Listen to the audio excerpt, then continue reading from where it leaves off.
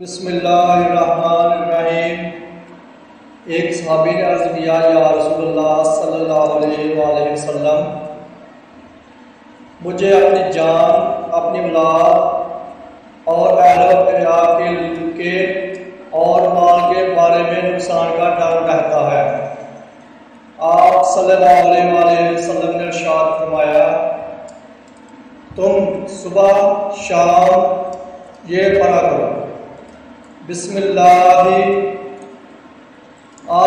دینی و نفسی و والدی و اہلی و مالی۔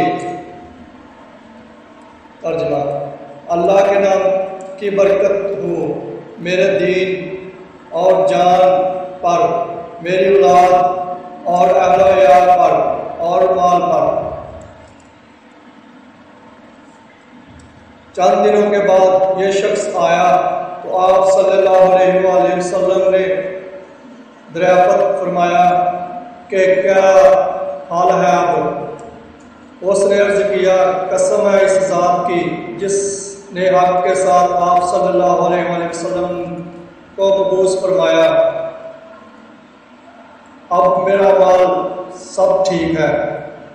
آمین ثم آمین۔